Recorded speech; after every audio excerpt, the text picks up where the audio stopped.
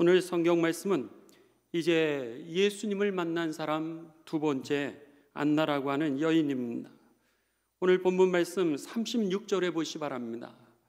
누가 예수님을 만났을까? 지난주에는 우리들이 25절부터 시몬이라고 하는 사람을 함께 묵상을 하면서 그가 예수님을 어떻게 만났는지를 함께 보았습니다. 오늘은 36절부터 안나라고 하는 사람을 통하여서 그가 도대체 어떤 삶이었기에 예수님을 만났을까라고 하는 것이 우리들의 질문입니다. 36절 보십니다. 아셀 지파 바누엘의 딸 안나라고 하는 선지자가 있는데, 안나의 첫 번째 그의 삶의 모습은 선지자로 되어 있습니다. 선지자라고 하는 것은 하나님의 말씀을 전하는 사람이라고 하는 뜻입니다. 그래서 나비라고 하는 단어를 씁니다. 예언자라고 하는 그런 단어인데, 이 단어는 뭐냐면 내가 이제 거품을 흘리면서 하나님의 맡겨주신 말씀을 갖다가 전한다라고 하는 겁니다. 그러니까는 그 예언자라 그랬을 때 그 예자는 맡길 예자입니다. 예금할 때 그 예자입니다. 그러니까 영어로 얘기하면은 저축한다, 세이빙이라고 하는 뜻이죠. 하나님께서 내게 저축해 놓으신 그 말씀을 전하는 사람들이 바로 선지자, 예언자였던 것입니다. 그렇기 때문에 오늘 하나님의 말씀을 전하는 삶이 바로 이 안나였는데, 그가 예수님을 만나게 되었다라고 하는 겁니다. 예수님이 탄생하신 이후에 이제 마리아와 요셉은 처음으로 이 성전을 찾아오게 됩니다. 8일 만에 할례를 하고, 그리고 나서 정결 예식을 하고, 그리고 하나님 앞에 제사를 드리기 위하여서 저들이 성전을 찾았을 때에 시므온과 그 안나가 그 처음으로 예수님을 만나게 되죠. 그랬을 때 그 영광을 얻었던 그 안나는 바로 하나님의 말씀을 전하는 사람이었다라고 하는 겁니다. 바라기는 저와 여러분이 하나님의 말씀을 전하는 가운데 오늘 주의 영광을 보고 살아계신 우리 하나님을, 예수 그리스도를 만나게 되시기를 주님의 이름으로 축원합니다. 그 하나님의 말씀 속에 오늘 주님을 만났다라고 하는 겁니다. 두 번째, 36절 계속 갑니다. 나이가 매우 많았더라. 나이가 많았습니다. 그가 결혼한 후 7해 동안 남편과 함께 살다가 과부가 되고 84세가 되었더라. 그러니까 그의 나이가 84세라고 성경은 가르쳐주고 있습니다. 그 당시 주경학자들에 의하면은 그 당시의 정령, 결혼 연령은 14세였습니다. 만일 이 안나라고 하는 여인이 14세에 결혼을 했다면은 이제 7년 동안 그가 결혼 생활을 했습니다. 그러면 21살. 그리고 나서 지금은 과부가 된 이후로 그가 84세가 되었다라고 하는 겁니다. 그러면 63년 동안 그가 외롭게 살았고, 특별히 성경 시대에는 고아, 과부, 나그네는 가장 소외된 사람들이었습니다. 왜냐하면 가부장적인 사회였기 때문에 여성의 위치는 우리 조선시대에 그랬던 것처럼 이제 남성의 지위를 따라가게 돼 있었습니다. 그러니까는 고아와 과부와 나그네가 그 당시에 정말 수확을 하면서 그 11조를 갖다가 남겨주지 않으면 그들을 살려줄 수 있는 길이 없었던 겁니다. 그러니까는 수확을 하더라도 10분의 1을 남겨놓으라는 거예요. 땅에 떨어진 것을 갖다가 줍지 말라고 했던 이유는 오늘 하나님이 도우시지 않으면 살아갈 수 없는 그 대표적인 사람들이 고아와 과부와 나그네였기에 성경은 그렇게 그 약자들에 대한 그 보호를 하나님이 의무적으로 이제 하도록 만들었던 겁니다. 그런데 지금 안나라고 하는 여인이 과부입니다. 고아, 과부, 나그네에 속해 있는 그런 여인이었다라고 하는 거죠. 그런 면에 있어서 그가 살았던 61년의 삶이라고 하는 것은 대단히 어려운 시절이었을 겁니다. 말로 표현하지 않아도 성경 자체는 그가 84세인데, 그런데 오늘 7년 동안 이제 남편과 함께 살다가 그 이후 과부가 되었다라고 하는 이것으로 그의 삶의 형편을 우리들이 알 수 있다라고 하는 겁니다. 그런데 나이가 84세, 현재의 주경학자들은, 최근에 들어와서 주경학자들은 이 본문을 갖다가 번역을 할 때 이제 그 84세에다가 이 안나라고 하는 여인의 과부 연도를 더해서 7년, 그리고 평균적으로 14세의 결혼 정년기를 합해서 100세가 넘는 거로 이렇게 추정하는 사람도 있습니다.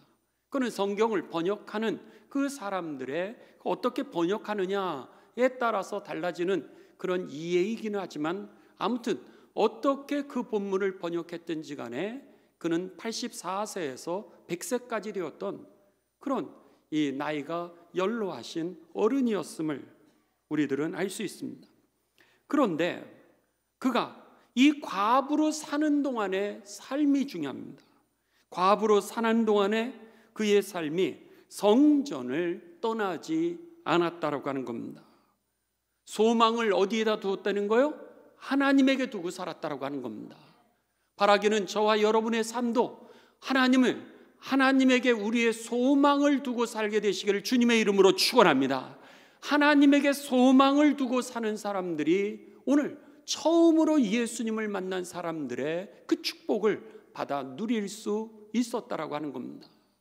사모함은 있지만은, 오늘 권사님 기도해 주신 것처럼 경건의 모양은 있지만 경건의 능력을 잃어버린다면은 오늘 우리들의 삶에 하나님을 만나는 그 축복을 누리지는 못하게 될 겁니다.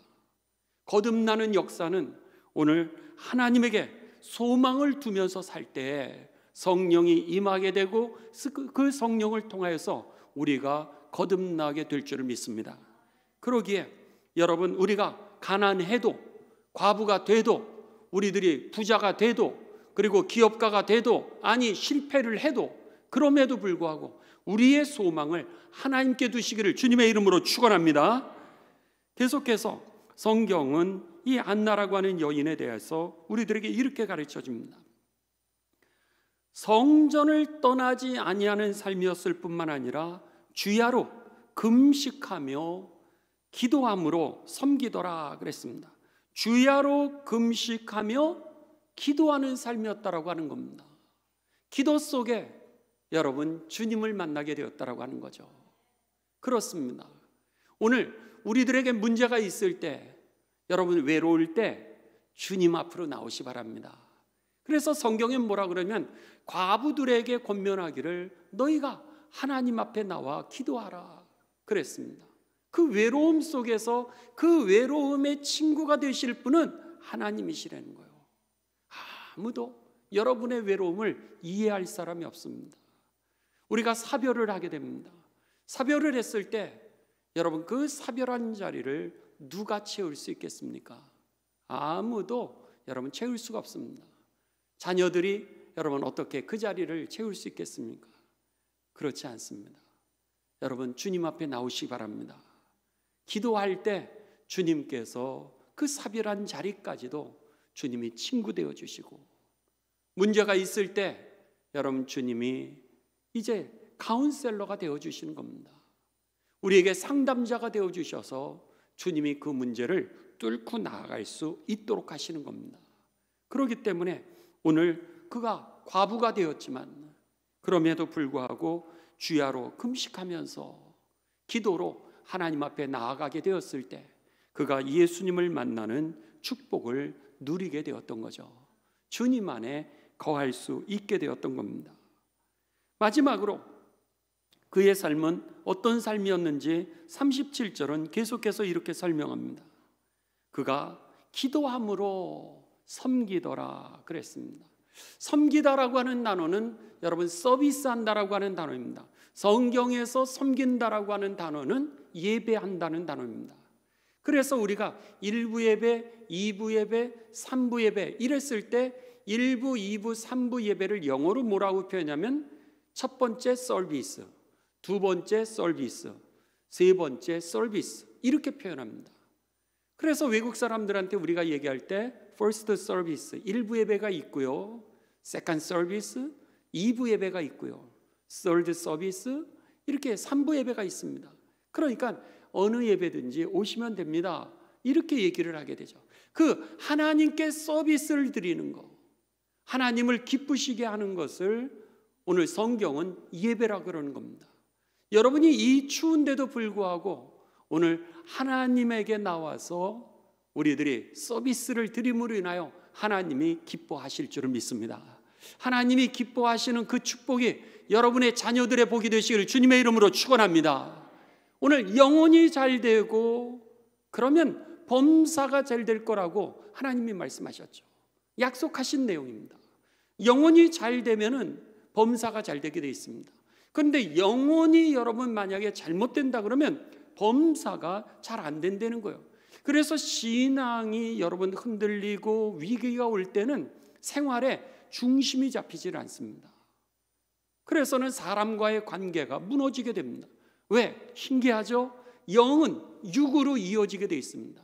영적인 차원은 우리의 육체적인 차원과 연결이 되어 있고요, 그리고 심리적인 차원이 연결이 되어 있습니다. 한번 생각해 보시죠. 여러분 교회에 와서 이제 예배를 드렸습니다. 예배를 드리셨는데 나가시다가 이제 주차장에서 다른 사람이 주차를 했던 차를 늦게 빼는 거예요. 나는 막 급하게 가야 되는데 주차를 했던 그 차를 빼주지 않게 되면 어떻게 돼요? 마음이 이제 급해지게 됩니다. 그러다가 아무리 전화해도 연락까지 안 된다? 그러면 어떨 때는 화가 나게 됩니다. 그러다가 우리가 그 분을 참지 못하게 되면 이제 다른 사람에게 화를 내게 되죠. 화를 내는 순간에 신기하게도 그날 받았던 은혜를 다 잃어버리게 됩니다. 그러니까 교회에서 우리들이 아무리 은혜를 받았어도 오늘 마음이 격동되어지게 되면은, 분이 나게 되면 그 은혜를 다 잃어버리게 되는 거예요. 아침에 교회를 가려고 막 차를 타고 열심히 달려왔습니다. 그랬는데 교회에 차를 댈 자리가 없는 거예요. 그런데다가 조금 대자 그러는데도 주차위원들이 자리가 없다고, 여기서 댈 수 없다고. 그렇게 되면 어떻게 돼요? 마음이 또 상하는 거예요. 마음이 상하면 오늘 예배 안 드려야 되겠다 이러고 가게 되는 이유가 어디 있는 거예요? 다 영의 차원이라고 하는 것이 감정의 차원하고 연결이 되어 있기 때문입니다. 그래서 여러분들 지혜로운 그리스도인이 되기 위해서는, 우리가 은혜의 깊은 자리에 들어가기 위해서는 여러분의 마음을 다스리시고 여러분의 감정을 다스릴 수 있으셔야 됩니다. 할 말을 다 하고 사는 것이 아니라 오늘 우리가 하나님의 영광을 가리울 수 있는 일, 내가 시험될 수 있는 일, 다른 사람을 시험 줄 수 있는 일을 내가 선택해서 그 말을 자제하고 절제할 때 여러분 깊은 은혜의 강가로 들어가게 된다고 하는 것이죠. 그래서 내가 지킬 것이 있는데, 잠언 4장 23절은 우리들에게 말씀하시기를 내가 지켜야 될 것이 있는데 그 중에서도 아주 중요한 것이 있는데 바로 내 마음을 지켜라, 그렇게 말씀했습니다. 내 마음을 지키라는 거예요. 그러면서 그 결론이 뭐였어요?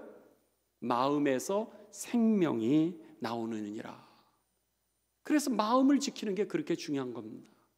또 육체하고도 이 영의 문제는 연결이 되어 있습니다.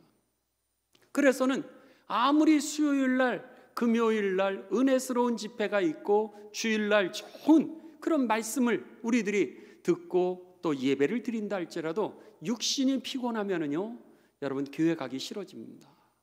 오늘 좀 쉬어야 되겠다. 내일 새벽 오래간만에 한파 특보까지 내렸는데 주님 감사합니다. 오래간만에 편안하게 잠을 자겠습니다. 피곤하면은 뭐든지 우리들에게 합리적으로 나를 설득하게 됩니다. 이게 영의 문제하고 연결이 되어 있습니다. 그렇기 때문에 육도 여러분들이 잘 경영할 줄 알아야 됩니다. 몸이 너무 지치면은 그 다음에는 영의 문제가 생기고 마음의 문제가 생기고 마음의 감정의 문제가 생기면 여러분 영의 문제가 생기고, 그러니까 다 연결이 되어 있기 때문에 영이 불안하면 부부싸움이 늘어나는 겁니다. 영이 불안하면 다른 사람에게 자꾸 화를 내게 되는 겁니다. 역시 육신이 연약해지면 자꾸 부부싸움을 하게 되고, 그리고 다른 사람에게 대해서 짜증을 내게 되고, 그리고 설교가 조금만 길어지면 목사님 오늘 설교가 왜 이렇게 긴지. 그러니까는 그런 이 마음 자체가 오늘 육체하고도 연결되어 있고 육체는 영하고도 관계되어 있는 거죠. 여기에서 그는 과부였습니다. 마음이 비어있는 상태입니다. 옆에가 한쪽이 부족한 상태입니다.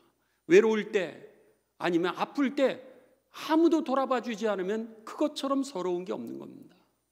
그런데 서럽고 외롭고 그리고 도와줄 수 없는 그런 문제의 상황 가운데 속에서도 그가 하나님 앞에 오히려 금식하며 기도하고 하나님께 소망을 두면서 살아가면서 더 나아가서 오늘 예배자로 살았다라고 하는 겁니다.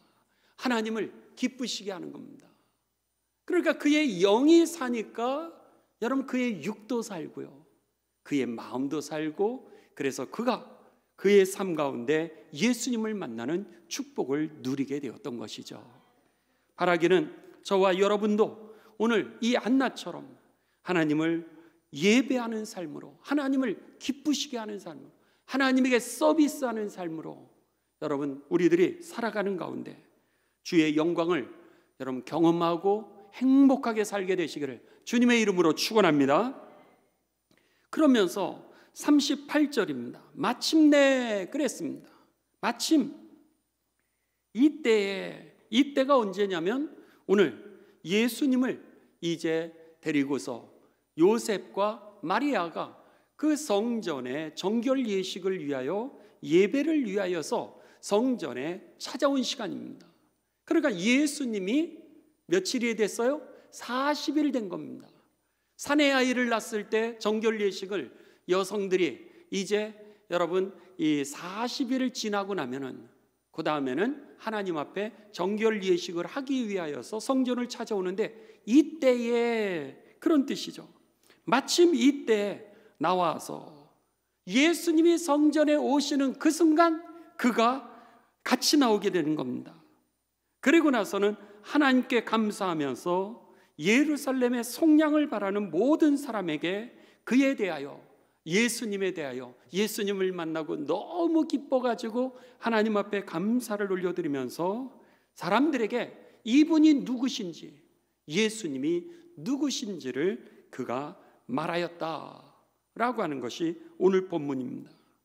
여러분 여기서 보십시오. 그가 예수님에 대하여서 한마디로 정의를 합니다. 예수님은 누구신가? 그것은 예루살렘의 속량, 여기에 속량이라고 하는 단어의 뜻은요, 여러분 우리들의 이 몸값을 지불해주고, 노예였던 우리들의 몸값을 지불해주고 자유인으로 만든다라고 하는 그런 뜻입니다. 그래서 속죄할 속자입니다. 그래서 우리가 이제 노예가 되었어요. 빚을 갚지 못해서 노예가 되었다라든지 아니면 여러 가지 환경에 눌려가지고 노예가 된 겁니다. 그랬는데 모든 것의 노예의 삶 속에서 그 값을 예수님이 치러주시고 우리로 하여금 이제 여러분 자유인이 되게 하고, 그리고 노비가 양반이 되도록 이렇게 새로운 인생으로 바꿔주시는 사건을 갖다가 성경은 속량 이렇게 표현하고 있는 겁니다. 바로 예수님이 누구신가? 우리의 죄의 문제를 해결해 주시는 분이심을 이 안나가 선포하고 있는 거죠. 그렇습니다. 우리가 믿는 그 예수님이 여러분의 죄의 문제와 여러분의 사망의 문제를 해결하셨음을 믿으시길 주님의 이름으로 축원합니다. 그게 하나님이 육신을 입고 이 땅에 오신 이유였던 겁니다. 오늘 잃어버렸던 그 하나님의 나라를 되찾게 하기 위해서, 잃어버렸던 하나님의 축복의 삶을 우리가 회복시키기 위하여서, 왜? 죄 때문에 우리가 행복을 잃어버리게 되었던 거예요. 돈이 조금 없으면 어떻습니까? 행복하게 살 수 있는데 그 돈 때문에 우리가 올무에 이렇게 걸리는 겁니다. 올무에 걸리고 나면은 그 다음부터 눌리면서 사는 거예요. 불행하게 사는 겁니다. 미움을 가지게 되고 분노를 가지게 되고 그러면서 좌절하고 절망하고 실망하게 되는 거죠. 이것은 돈의 문제만도 아닙니다. 다른 사람과 내 삶을 비교할 때에도 그렇게 됩니다. 여러분, 다 사단이 주는 유혹이요, 시험이죠. 하나님은 여러분의 존재 자체를 행복하게 창조하셨습니다. 하나님 한 분으로 족하게 살 수 있는데, 여러분, 우리가 사람들을 비교하다 보니까 자꾸 나를 불행하게 만드는 거예요. 스스로를 불행하게 만드는 것은 내가 하는 게 아니라 사단이 하는 겁니다. 그렇기 때문에 가난해도 행복하게 사는 사람들 얼마나 많아요. 방글라데시에 여러분 세계에서 가장 최빈국 아닙니까? 그런데 방글라데시는 세계에서 만족도, 행복도 1위입니다. 이상하죠?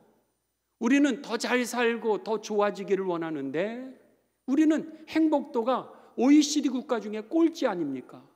아니, 전 세계에서도 바닥 수준입니다. 우리처럼 이렇게 잘 사는 나라가 어디 있습니까? 미국에서 제일로 살기 좋은 그 도시를 뽑습니다. 매년 이제 제일 살기 좋은 도시를 뽑게 되는데 그 도시가 시애틀이라고 하는, 시애틀의 잠 못 이루는 밤이라고 하는 영화를 여러분 제목 보시지는 못했어도 제목을 보신 분들이 있을 겁니다.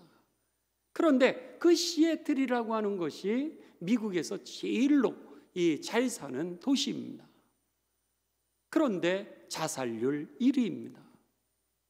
이거를 어떻게 설명할 수 있을까요? 미국은 세계에서 제일 잘 사는 나라 중에 하나고 그 중에서 제일 잘 사는 도시가 시애틀인데 그 시애틀이 자살률 1위입니다. 네덜란드, 덴마크, 세계 여러분 선진국가에서 잘 사는 국가 중에 하나 아닙니까? 그런데 세계에서 자살률 1위입니다. 세계에서 1위예요. 세계에서. 그런데 방글라데시 세계에서 제일 못 사는 국가인데 그들이 행복하게 살 수 있을까? 여러분, 이거는 물질하고도 상관없다라고 하는 겁니다. 그들의 수명은 짧습니다. 그런데도 수명하고도 관계없는 거예요. 그들은 이가 많이 고치질 못해가지고 이가 많이 상해 있습니다. 썩어 있습니다. 그리고 가면 이가 다 빠져 있어요. 풍치라든지. 너무너무 안타깝죠. 그런데도 불구하고 그들은 행복도는 1위입니다. 무엇으로 우리가 기준을 삼을 수 있겠습니까? 여러분, 우리의 존재 자체로 하나님과 함께하는 그 자리가 행복한 자리임을 믿으시길 주님의 이름으로 축원합니다. 오늘 이 안나가 그랬던 거예요. 이 안나가 예수님에 대해서 설명을 하는데 뭐라 그러냐면 예수님이 속량해 주시는 분이라는 거예요. 우리의 죄의 문제를 그분이 해결해 주시면서 우리를 행복하게 하시는 분이라는 거예요. 또 더 나아가서 잃어버렸던 하나님의 나라를 되찾게 해주시는 분이고, 우리가 사망의 문제, 내 힘으로 해결할 수 없는 이 문제를 예수님이 해결해 주시는 분이라는 거예요. 여러분, 그거면 끝난 거 아닙니까? 나를 행복하게 하시는 분, 내 사망의 문제를 해결해 주신 분, 나를 행복하게 하실 뿐만 아니라 천국으로 인도하시는 그분이 바로 예수님이라면 여러분, 여러분의 소망을 그 예수님에게 확실하게 두고 예수님 안에서 살아가게 되시기를 주님의 이름으로 축원합니다. 사람 보지 마세요. 사람을 보니까 우리가 시험에 들고 다른 사람과 비교를 하니까 우리가 실망을 하게 되면서 스스로 불행을 만들어내고 있다고 하는 겁니다. 오늘 여기에서 이 안나는 예수님을 한마디로 정의를 하고 있습니다. 이분은 누구라고요? 오늘 우리의 죄를 해결해 주시는, 우리의 죽음을 해결해 주시는, 더 나아가서 해결해 주실 뿐만 아니라 자유케 하시는 분이라는 거예요. 해방시켜 주시는 분이라는 거예요. 그렇기 때문에 오늘 문제의 해결자 예수 그리스도요, 우리들에게 축복의 통로 바로 예수 그리스도가 저와 여러분에게 분명한 믿음의 내용이 되시기를 주님의 이름으로 축원합니다. 오늘 본문 말씀에서 우리가 또 하나 여러분 기억해야 될 것이 있습니다. 그것은 뭐냐면 이제 예수님께서 어떤 분이라고 하는 사실을 갖다가 누가복음은 우리에게 계속적으로 가르쳐주고 있습니다. 이 성탄에 예수님이 누구신지에 대해서 우리에게 계속해서 가르쳐주는데, 안나를 통하여서는 예수님이 어떤 분이라는 거예요? 성량해 주시는 분이라는 거예요. 시므온을 통해서는 예수님이 어떤 분이신지를 갖다가 우리들에게 가르쳐줍니다. 여러분 2장 25절을 한번 보시기 바랍니다. 2장 25절. 예루살렘에 시므온이라고 하는 사람이 있으니 이 사람은 의롭다라고 하는 건 하나님의 말씀대로 살고 경건하고 하나님 앞에서 정말 바로 서려고 하는 그런 삶이고, 그러면서 이스라엘의 위로를 기다리는 사람이라 그랬습니다. 오늘 예수님을 누구로 봤냐면 그는 위로를 해주시는 분으로 봤던 겁니다. 그래서 26절, 그가 주의 그리스도를 보기 전에는 죽지 아니하리라고 하는 성령의 지시를 받았더니 성령의 감동으로 성전에 들어가매 마침 38절에 한 안나도 마침 예수님이 들어오실 때, 그도 시므온도 마침 예수님이 들어오실 때, 그런 뜻이죠. 마침 부모가, 예수님의 부모죠, 마리아와 요셉입니다. 부모가 율법의 관례대로 하나님 앞에 정결 예식을 행하고자 하여 이제 성전에 들어올 때 그 아기 예수를 데리고 오는지라, 시므온이 그 아기를 안고 하나님을 찬송하여 이르되 주제여, 이제는 말씀하신 대로 종을 평안히 놓아 주시는도다. 이제는 죽어도 여한이 없다라고 하는 겁니다. 그러니까는 시므온에게 있어서 그 예수님은 누구셨어요? 위로해 주시는 분이었던 거예요. 이제는 죽어도 한이 없습니다. 그가 하나님에게 위로를 받습니다. 그러면서 30절에 뭐라 그래요? 내 눈이 주의 구원을 보았사오니. 구원이 뭐예요? 나를 위로하시는 겁니다. 나를 치료하시는 거죠. 회복시켜 주시는 겁니다. 오늘 내 눈이 주의 구원을 보았으니, 나만이 아니라 31절, 이는 만민들에게 예비하신 것이요, 나만이 아니라 모든 사람이 예수님을 통하여 위로를 받게 될 것입니다. 이방을 비추는 빛이요 주의 백성 이스라엘의 영광입니다. 이스라엘 모든 백성들의 기쁨입니다. 왜요? 그분이 위로하시는 분이니까. 그러니까 지금 시므온이라고 하는 예수님이 성전에 들어오셨어요. 요셉과 마리아가 예수님을 이제 정결 예식을 하고, 그리고 하나님께 예배를 드리기 위하여 첫 예배로 성전에 왔을 때 두 사람이 만나게 됩니다. 한 사람은 시므온이라고 하는 사람, 정말 이대로는 내가 눈을 감을 수 없는데 그런 한을 가지고 있는 사람이었고, 한 여인은 이제 84세로 60여 년 동안을 그가 과부로 살아왔던 외롭고 소외되었던 사람이었던 거예요. 둘 다 한 많은 인생이죠. 근데도 불구하고 오늘 저들이 예수님을 만나게 됩니다. 예수님을 만나게 되면서 시므온은 주님이 나를 위로하시는 분이라고, 그리고 안나는 주님이 내 죄의 문제, 죽음의 문제를 해결해 주시는 분이시라고 이렇게 선포를 하고 있는 겁니다. 왜 누가는 이 예수님이 첫 예배를 드릴 때에 두 사람의 그 신앙 고백을 여기다 넣어놨을까? 왜 두 사람의 사건을 여기다 기록해놨을까? 그것도 동시에 예수님이 들어오시는데 여기에 보면은 성령의 감동으로 성전에 들어가게 돼 있습니다. 27절에 보시면은 시므온이 성령의 감동으로 성전에 들어가며 성령에 이끌리고 있습니다. 그래서 예수님을 만났는데 38절, 안나도 동일하게 마침 예수님이 성전에 들어올 때 마침 그때 그가 성전에 들어가면서 성전에 예배하러 오신 그 예수님을 만나게 되었던 거죠. 그러니까 모두 다 성령에 이끌려서 예수님을 만나게 되었다라고 하는 겁니다. 그리고 나서 성령에 이끌려서 예수님을 만나면서 그 예수님이 누구신지를 저들이 경험했던 이 두 사건, 예수님은 위로자고 예수님은 내 죄의 문제를 해결하신 분이라고 했던 이 두 사건을 기록한 이유가 뭘까라고 하는 겁니다.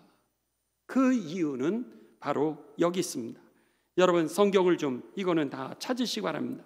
성경 신명기 19장입니다. 신명기 19장 15절입니다. 신명기 19장 15절.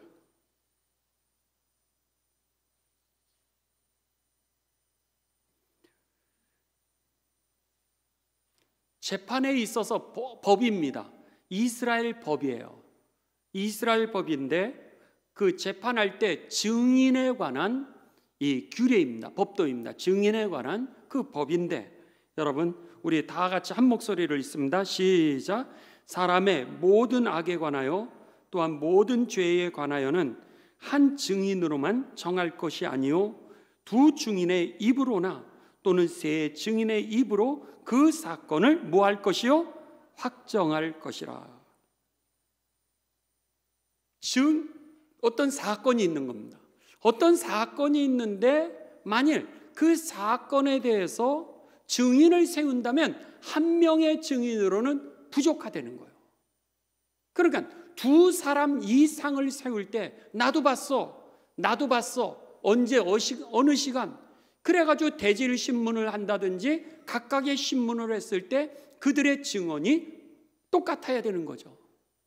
그러니까는 그 한 명의 증언이 아니라 두 명 이상의 증언을 통하여서 그 사건의 증인들, 그 사건의 진실을 갖다가 확증할지니라. 이것이 성경의 법이었던 거예요.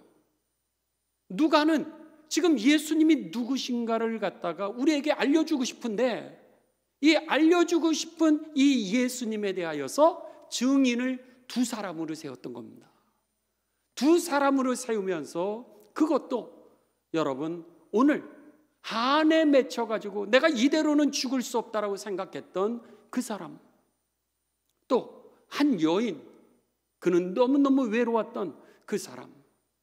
그런데 이 두 사람의 공통점은 뭐예요? 성령에 이끌려서 성령과 동행하면서 살고 하나님의 은혜와 하나님의 위로를 기다리며 경건하게 소망을 하나님께 두고 살았던 그 사람들. 그 사람들이 바로 예수님을 만났을 뿐만 아니라 죽어도 여한이 없는 그런 하늘의 은혜를 누리게 되었다라고 하는 거. 그 축복을 주시는 분이 누구라고요? 예수 그리스도라고 하는 거. 그것을 갖다가 오늘 증언해 주기 위하여서 오늘 두 분을 이 시므온과 안나의 사건을 여기다 다 기록하고 있었던 거죠. 그뿐이 아닙니다. 여러분 오늘 성경을 자세히 보시면은 우리가 이 누가가 얼마나 치밀하게 예수님이 누구신가를 우리에게 알려주고 싶어가지고 구구절절 정말 예수님에 대해서 증언을 하게 됩니다. 제일 먼저는 천사 가브리엘을 통하여서 마리아에게 이제 고지를 하게 되죠.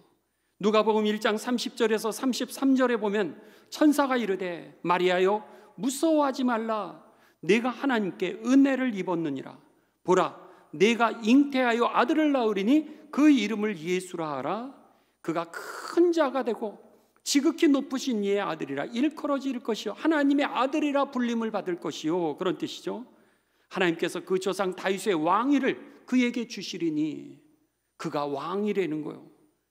영원히 야곱의 집을 왕으로 다스릴 것이며 그의 나라가 무궁하리라. 천사가 확인을 해주게 됩니다. 마리아에게 천사 가브리엘이 먼저 나시는 예수님이 누구시라고요? 그분이 바로 오늘 하나님의 아들이라는 거예요. 하나님의 아들이라고 하는 얘기는 뭐예요? 하나님이라고 하는 거죠.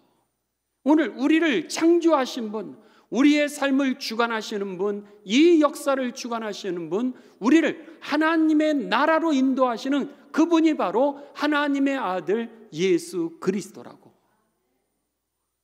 오늘 천사가 먼저 확인을 해주게 됩니다. 그리고 나서 이번에는 돌에 맞아 죽을 수밖에 없었던 처녀가, 이제 마리아가 여러분 아기를 갖게 되면서 아기를 잉태하게 되지 않습니까? 다른 사람이 보면은 아니 결혼도 하지 않은 자매가 어떻게 아기를 가졌나? 그래서 고대 중동의 그 당시의 법에 의하면은 돌에 맞아 죽을 수밖에 없는 그 여인이었는데, 마리아가 누가복음 1장 46절에서 55절에 보면 이렇게 고백합니다. 마리아가 이르되 내 영혼이 주님을 찬양합니다. 내 마음이 하나님 내 구주를 기뻐합니다. 그 이유는 여종의 비천함을 돌보아 주셨기 때문입니다. 나의 비천한 인생을 주님이 높여주셨다는 거예요. 그러면서 이제후로는 만세 모든 사람이 나를 복이 있다 일컬으리로다. 그러면서 그 예수님이 누구신가를 가르쳐 줍니다. 능하신 이가 큰 일을 내게 행하셨으니 그 이름이 거룩하시며 국률하심이 두려워하는 자에게 대대로 이르는도다.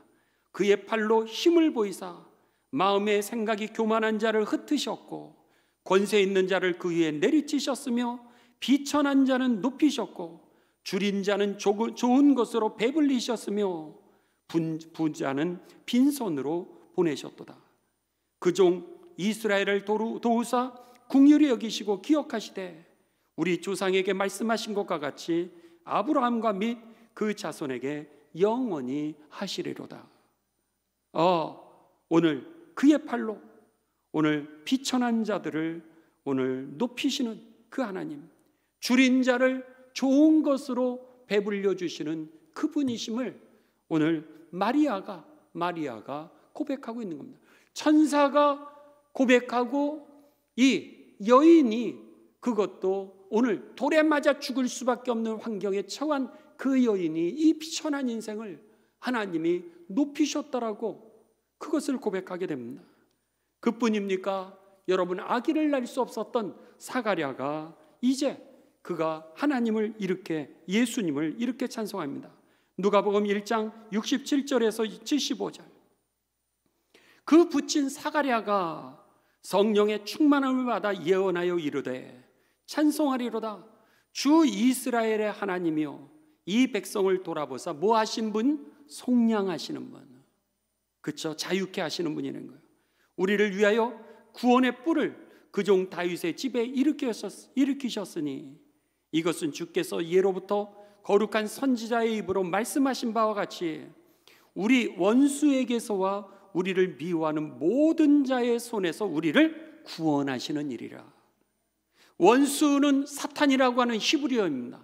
사탄으로부터 우리를 구원하시는 분, 사탄의 그 속임수 미움으로부터 우리를 해방시켜 주시는 분이 바로 예수 그리스도라고 하는 것을 오늘 이 사가랴, 아기를 낳을 수 없어서 부끄러움을 가지고 살았던 그 사가랴가 여러분 고백하는 겁니다. 72절. 우리 조상을 긍휼히 여기시며 그 거룩한 언약을 기억하셨으니 곧 우리 조상 아브라함에게 하신 맹세라. 우리가 원수의 손에서 건지심을 입고 종신토록 주의 앞에서 성결과 의로 두려움 없이 섬기게 예배하게 하리라 하셨도다. 우리를 성결하게 하시는 분, 우리를 의롭게 살아가게 하시는 분, 우리를 두려움 속에서 해방시키면서 늘 하나님을 예배하며 살아가게 하시는 분이라는 거예요. 그분이 누구라고요? 예수 그리스도라는 거예요.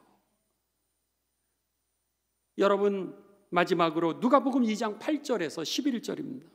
이번에는 들판에서 밤에 다른 사람은 다 잠을 자는데 이제 들에서 양을 치고 있었던 그 목자들이 이렇게 고백합니다.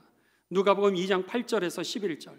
그 지역의 목자들이 밤에 밖에서 자기 양떼를 지키더니 주의 사자가 곁에 서고 주의 영광이 그들을 두루 비침해 크게 무서워하는지라. 천사가 이르되 무서워하지 말라.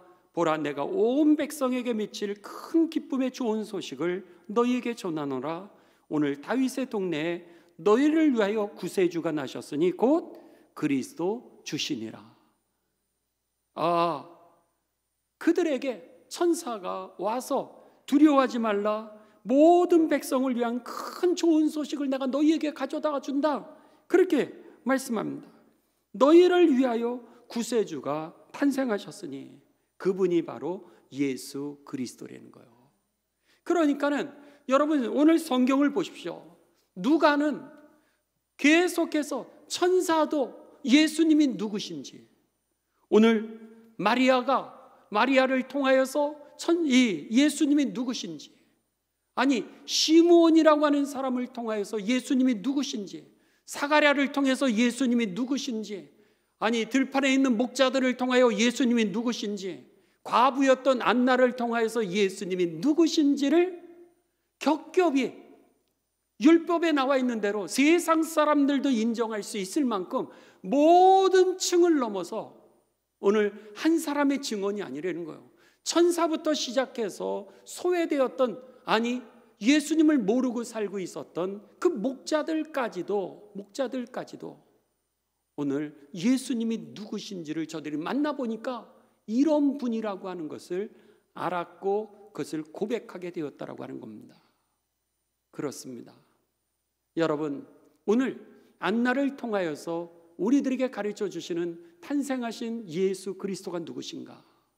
그것은 우리의 죄와 사망의 문제에서 우리의 문제를 다 해결해 주신 해결자 예수 그리스도, 구원자이심을 믿으시기를 주님의 이름으로 축원합니다. 그분이 우리가 예배하는 예수님이라는 거예요. 더 나아가서 오늘 문제의 해결자일 뿐만 아니라 그 예수님은 바로 우리를 갖다가 구원해 주셔서 자유케 하시고 해방시켜 주시는 속량자라고 하는 겁니다. 해결자, 문제, 죄, 죽음의 문제 해결만 해 주시는 게 아니에요. 자유케 하시고 해방케 하시고, 그분이 바로 우리가 예배하는 예수님이라는 거예요. 여러분, 이 말씀이 오늘 이 시간 저와 여러분에게 주시는 하나님의 구원의 음성이 되시기를 주님의 이름으로 축원합니다. 마지막으로 그 예수님이 누구시라는 거예요? 여러분, 인조이 하도록 예수님이 주신 자유와 해방을 누리게 하시는 분이라는 거예요. 왜요? 여러분, 돈 벌고도 우리가 누리지 못하는 사람이 얼마나 많습니까? 내게 주신 축복을 많은데도 불구하고 누리지 못하는 사람들이 얼마나 많습니까? 그런데 나를 해방시키시고 문제를 해결해 주셨을 뿐만 아니라 자유케 하시고 나서 이제는 누리게 하시는 분도 바로 예수 그리스도라는 거예요. 그래서 여러분, 이 안나는 우리 모두를 속량해 주시는 분이시오, 시므온은 이제는 죽어도 여한이 없다라고 하면서 오늘 삶을 즐기고 있지 않습니까? 그렇습니다. 오늘 예수님을 만난 사람들은 여러분 지극히 평범한 사람들이었습니다. 그런데 중요한 것은 저들의 소망을 하나님에게 두고 살았던 사람들이라는 거죠. 소망을 하나님에게 두고, 그리고 경건하게 살라 그러고 말씀 안에 머물라 그러고 성령과 동행하면서 살아가려고 했던 그들이 주님을 만났고, 그리고 그 축복을 누렸다라고 하는 거, 바라기는 이 성탄에 하나님이 여러분에게 은혜를 베풀어 주시되 즐기고 누리는 데까지 자유케 하시고 해방시키셨던 그 축복을 이제는 내 삶으로 누리는 데까지 나아가는 거룩한 성탄이 되시고, 그리고 나누는 데까지 나아가게 되시는 귀한 성탄이 되시기를 주님의 이름으로 축원합니다.